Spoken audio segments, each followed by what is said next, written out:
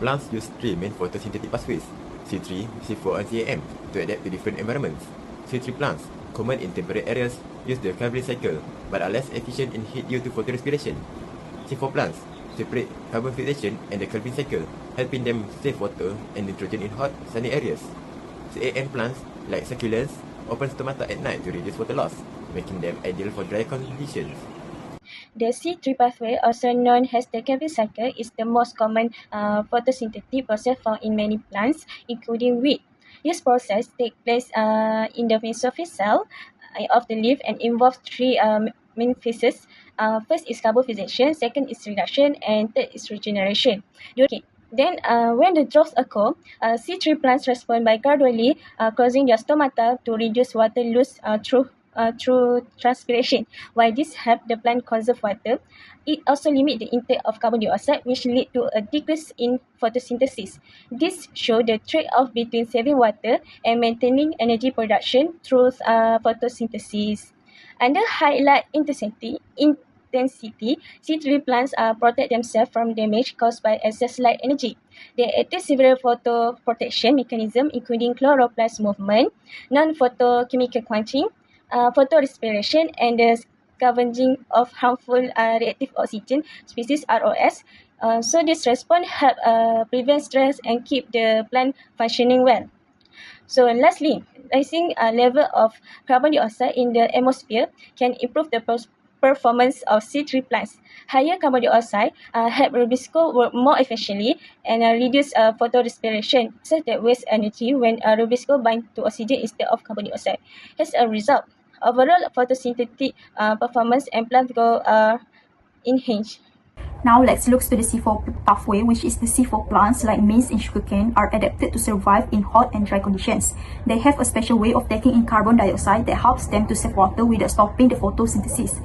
Instead of using the CO2 directly, they first use an enzyme called PEP carboxylase to capture the CO2 and turn it into a 4-carbon compound in the mesophyll cells. This compound is then moved to the bundle sheath cell, where the carbon dioxide is released and used in the Calvin cycle to make food for the plants. This method helps to reduce the photorespiration, which normally wastes the energy, especially in hot and dry conditions. Because of this, C4 plants can keep their stomata partly closed to save water but still photosynthesize well.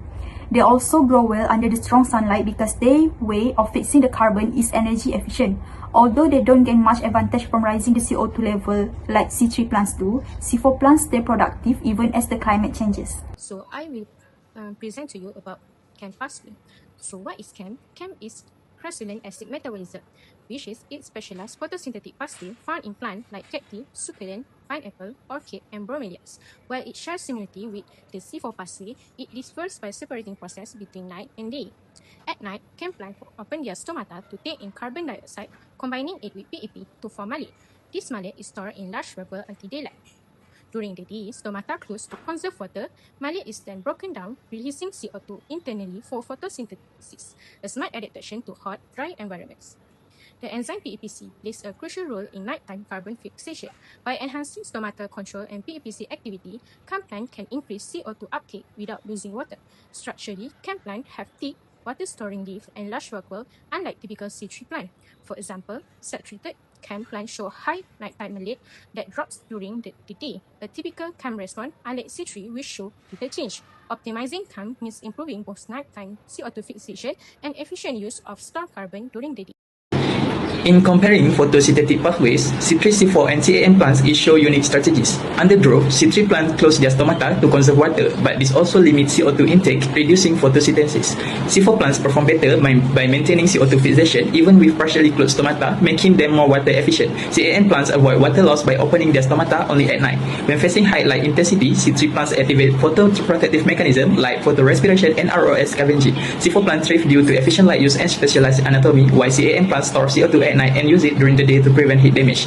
In terms of CO2 availability, C3 plants benefit from higher CO2 level, which enhance rubisco efficiency. C4 and CAM plants show minimal benefit as they already concentrate CO2 internally. For carbon fixation, C3 use rubisco, C4 use PEP carboxylase and rubisco in different cells, while CAM use PEP carboxylase at night. Examples include wheat for C3, maize for C4, and cacti for CAM with partial or temporal adaptation in each. In conclusion, C3, C4, and CAM plants each use different strategies to cope with environmental stresses like drought, light intensity, and carbon dioxide levels. C3 plants are common but less effective in heat due to photorespiration. C4 plants perform better in hot sunny conditions by separating carbon dioxide fixation and carbon cycle. CM plants fix carbon dioxide at night to save water, makes them ideal for dry environments.